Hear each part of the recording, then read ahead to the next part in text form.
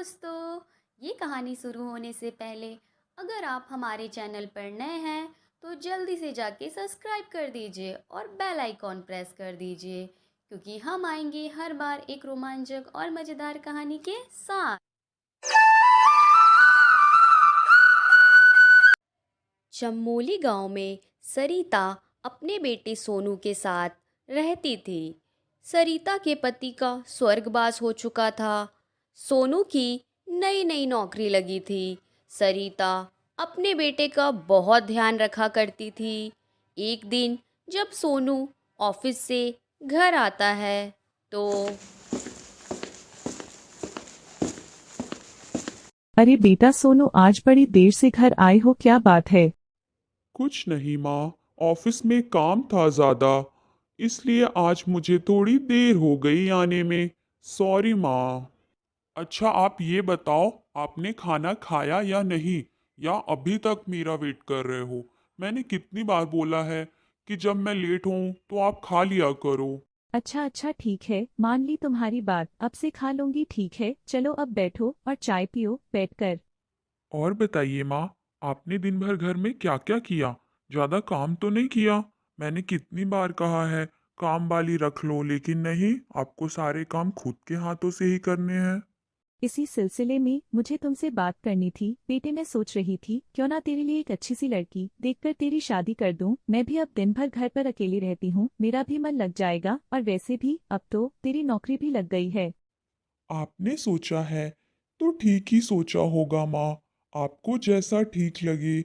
मुझे भी अच्छा नहीं लगता आप सारा दिन अकेली रहती हैं और अकेले सारा काम करती हैं। सरिता सोनू की शादी पायल से करवा देती है और पायल को बहू के रूप में पाकर सरिता बहुत खुश होती है।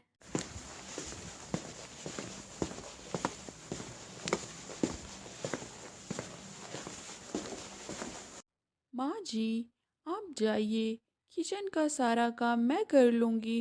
आप जाकर आराम करिए। अरे बहू, अभी अभी तो तुम आई हो, जाओ जाकर आराम करो, मैं काम कर लूंगी। नहीं माँ जी, आप जाइए प्लीज़। ठीक है बेटा, तुम इतना जिद कर रही हो तो मैं जाती हूँ। सरिता अपने कमरे में आराम कर ही रही होती है, तभी उसे लगता है कि कुछ जलने की बू आ रही है, जैसे कोई सब्जी जल गई हो।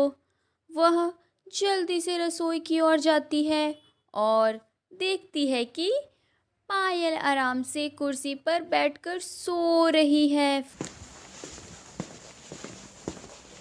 पायल, ओ पायल, पायल सो गई हो क्या? उठो पायल। जी माँ जी, जी माँ जी, सॉरी माँ जी। अरे बहू, तू आंखें बंद किए बैठी है? ओह, वो सॉरी माँ जी, मैं तो भूल गई थी कि सब्जी चढ़ी हुई है। आपको पता है, मुझे लगा सपने में मैंने देखा सारा खाना खुद ब खुद बन चुका था। तो क्या था? उसकी ऐसी बातें सुन सरिता का सर घूमने लगता है। अरे बहू, सपने देखने से खाना नहीं बनता, खाना हाथों से बनता है। अभी तो नई नई है, तू जाकर आराम कर, मैं बनाती हूँ। अगले दिन सुबह होते ही सरिता पायल से कहती है। अरे बहू, जा तो मेरे लिए आम की चटनी पीस दे और थोड़े आलू बड़े बना लेना, आज कुछ मजेदार खाने का मन हो रहा है। माँ जी, आपको नहीं पता, बुढ़ापे में, ओ सॉरी माँ जी, मेरा मतलब है कि अगर आप इस उम्र में ये सब खाएंगी ना तो पेट में जलन हो जाएगी। ठीक है बहू, रहने दे फिर। ऐसे ही दिन बीतता है और पायल काम ना करने के बहाने ढूंढते रहती है। उसे सिर्फ दिन भर एक ही काम आता है, आईने के सामने बैठकर तैयार होना, सारा दिन महारानियों की तरह आराम फरमाना और फोनों पे गप्पे लड़ाना। ऐसे में एक दिन उसकी सहेली घर आ जाती है। अरे वाह शालू, तू आ गई, आजा अंदर आजा।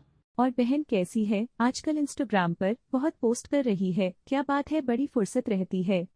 हाँ, कुछ ऐसा ही समझ ले। वो अब ये सब छोड़ तू, बता, कब कर रही है शादी?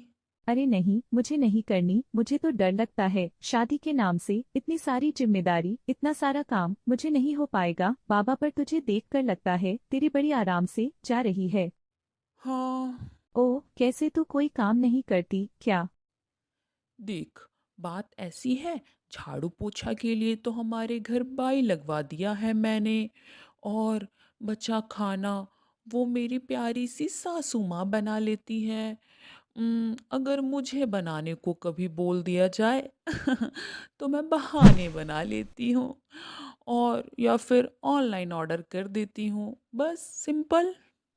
सरिता पायल की सारी बातें सुन रही होती है, लेकिन पायल को इस चीज का अंदाजा नहीं होता है कि उसके सारे बहाने अब खत्म होने वाले हैं। वाह यार, बढ़िया है, मान गई तुझे। चल अब मैं चलती हूँ, मुझे लेट हो रहा है। बेटा सोनू, मुझे तुमसे जरूरी बात करनी है। बोलिए माँ, क्या बात है? बेटा, आज मैंने बहू को अपनी सहेली से बात करते सुना कि वो जानबूझकर बहाने बनाती है। ना तो उसके सर में कोई दर्द होता है, ना उसकी तबीयत खराब होती है। मैं तो सोचती थी मेरी बेटी जैसी है, इसलिए मैं उसे खाना न बनने दे कर खुद कभी कभी बना दिया करती थी। पर वो रुको माँ, मैं अभी उससे बात करता हूँ। नहीं बेटा, अब बात करने से कुछ भी नहीं होगा। तो क्या करना होगा माँ? हमें उसे सबक सिखाना होगा कि ऐसे झूठ बोलना और काम चोरी करना गलत बात है। तो अब? अब मैं जैसा जैसा तुझे बोलती जाऊं तू वैसा वैसा करते जा। ठीक है माँ।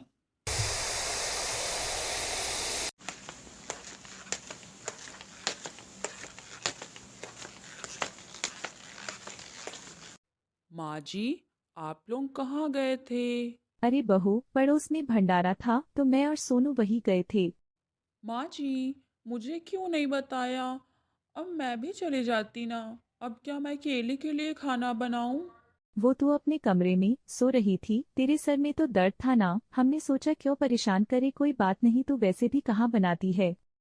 चलो जी, ये तो बढ़िया हुआ। अब मैं सोनू जी से बोलकर ऑनलाइन खाना मंगवा लेती हूँ। खाना बनाने का टेंशन ही नहीं रे बाबा। सोनू जी, मैं क्या कह रही थी ना, कि प्लीज़ आप मेरे लिए खाना ऑर्डर कर देंगे क्या?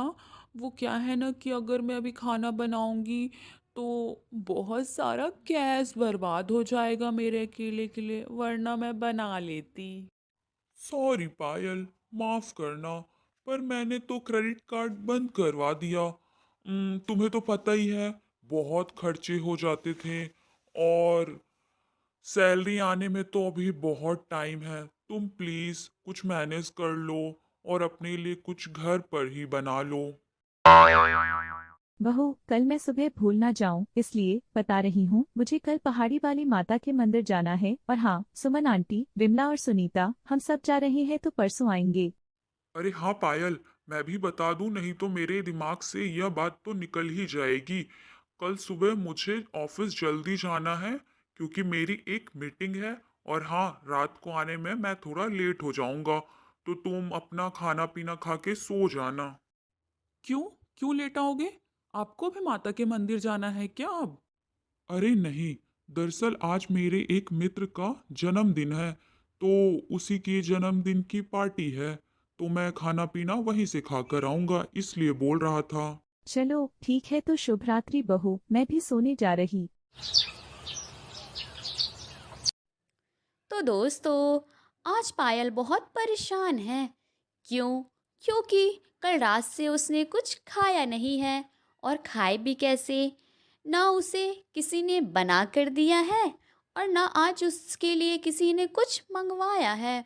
बेचारी पायल, आज उसे अपनी गलतियों का बहुत पछतावा होता है, और वह खुद से कहती है।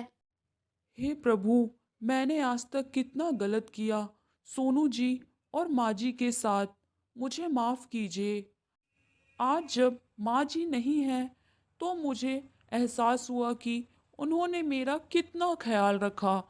मेरा फ़र्ज़ था ये माँ जी का ख्याल रखना, और सोनू जी जितना भी कमाते हो उनमें से बचत करना, पर मैंने आज तक सब उल्टा किया।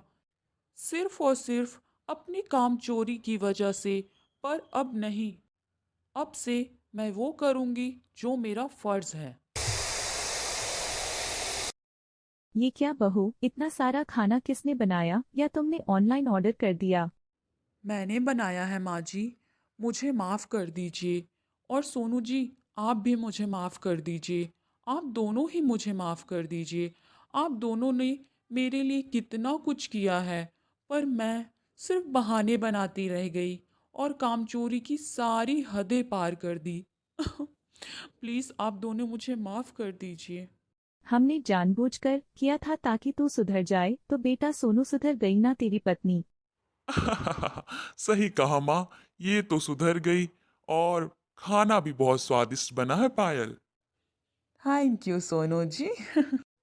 तो दोस्तों, हमें इस कहानी से ये सीख मिलती है कि हमें अपना काम स्वयं करना चाहिए और अपने काम से कामचोरी नहीं करनी चाहिए।